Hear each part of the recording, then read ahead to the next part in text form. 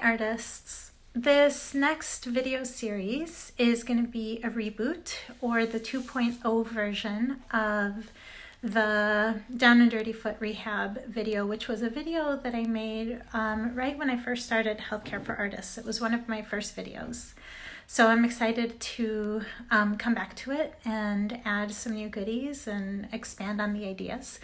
I have a lot of people that come to see me for lower extremity issues, and the foot is so important because it's really what comes in contact and sets the tone for how your rest of your body is going to react through your movement patterns. So I spend a lot of time helping people normalize their foot function, and I'm hoping that these videos will help you do the same. All right, artists, so let's start lacrosse ball rolling our foot. So here, I often start with my heel down and then doing a windshield wiper motion with the front part of my foot over the ball.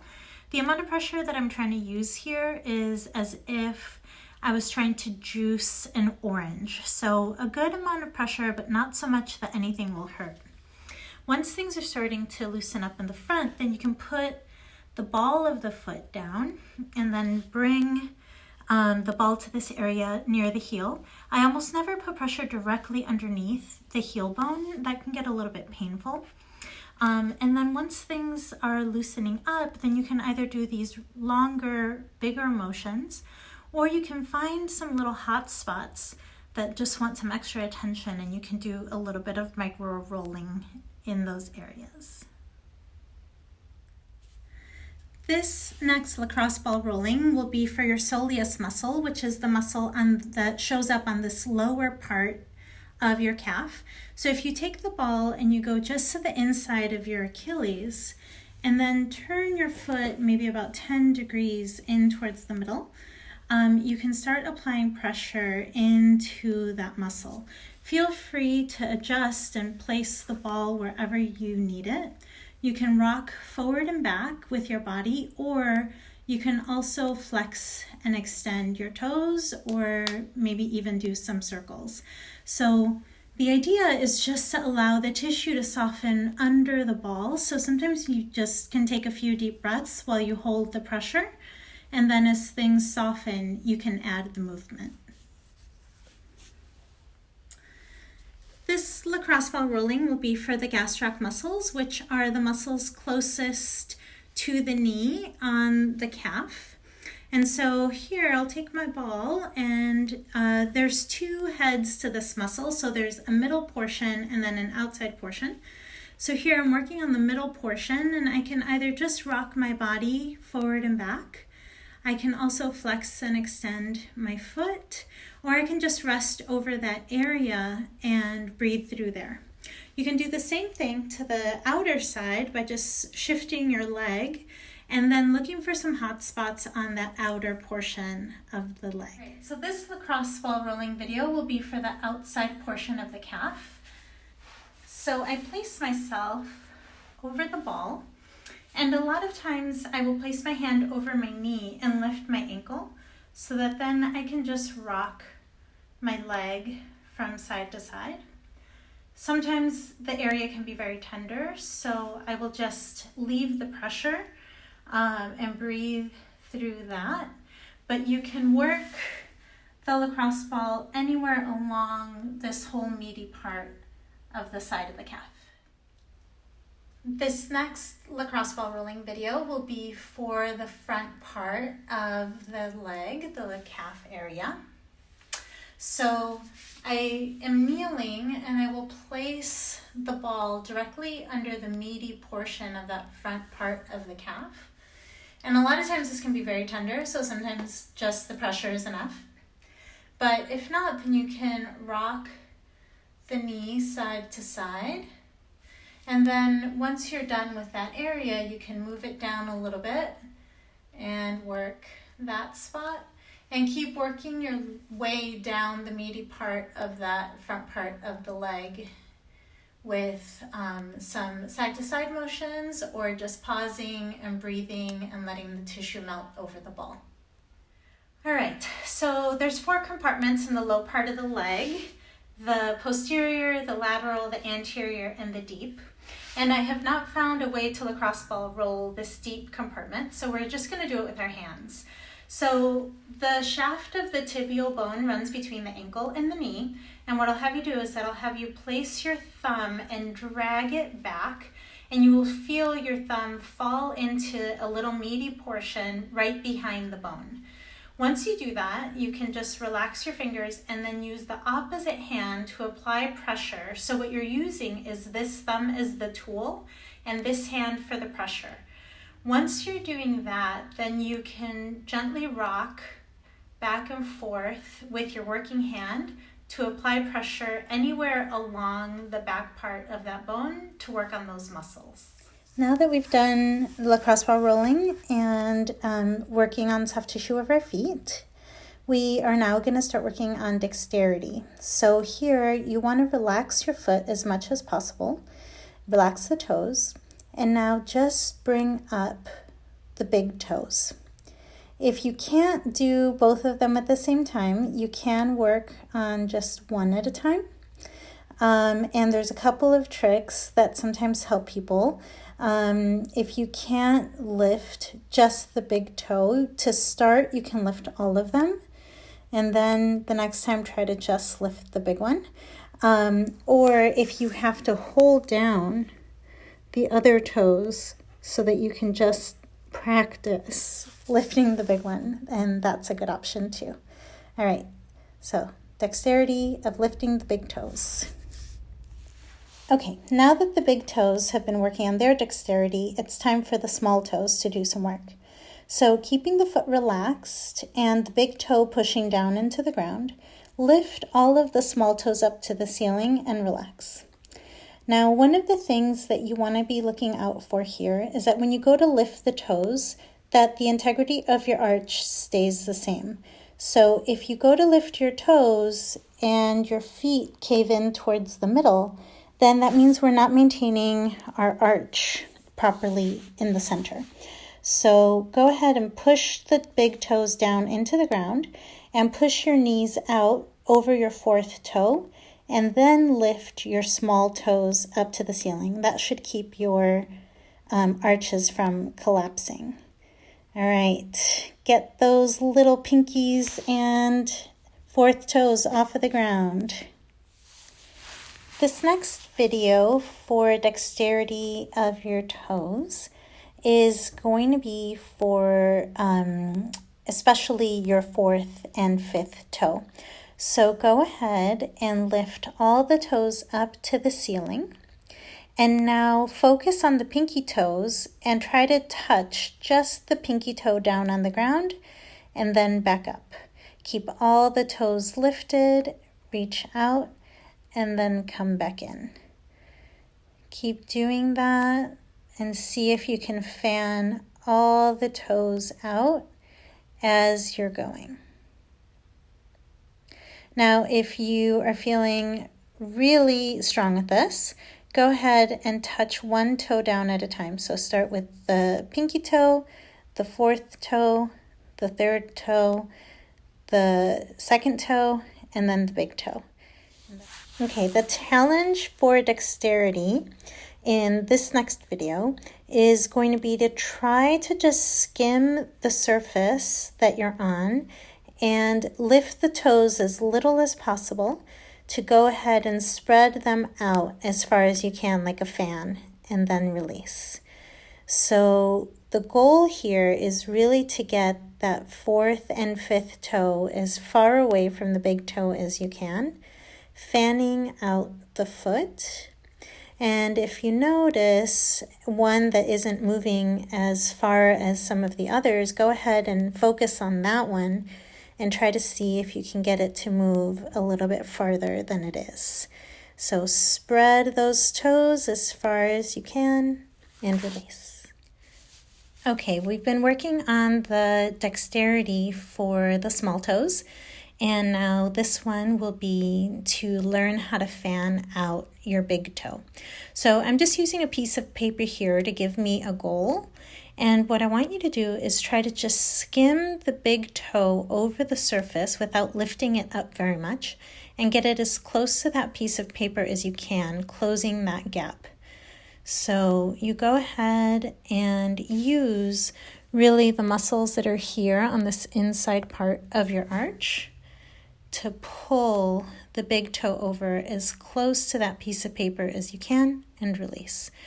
If you don't have a piece of paper on the ground, you can still do this exercise, but I find that if you don't have something there, it looks like your big toe isn't moving at all. So it's nice to just have a line to aim for so that you know what your target is. This next exercise is for all of the little flexors of your toes. So we'll take a TheraBand and wrap each toe and push down. So here I'm just doing 3. But make sure that that isn't too much for your foot and causes any cramping. Some people can do 3 in a row, some people can do 10 in a row, so you can just kind of see what's possible for you. You just want to make sure that you're getting each toe while the rest of your foot remains in contact with the floor. If you get cramping when you're doing this, then go ahead and pause and lacrosse ball roll your foot until you are able to get rid of the cramp, and then keep going with the rest of the toes. So you always want to make sure to get that last little pinky in there. Next, we have the short foot exercise. And this exercise really starts to combine a lot of the things that we have been doing to strengthen the foot so far. So you want to start by spreading your toes to give you a wide base of support, and then you're forming a triangle with your foot. So you have the base of your big toe, the base of your pinky toe, and your heel. And from there, you work on lifting here from the arch up the leg and releasing. You want to lift and release. So you'll actually feel a little bit of a spiral going up the leg and down. You'll see the full leg in the next video, but here I really just want to show you what's happening at the feet. You want to make sure that when you lift, you're maintaining your 3 points of contact so that you're really isolating and lifting. Here is the short foot exercise from the front. So you're still connecting to the base of the big toe, the base of the pinky toe, and your heel.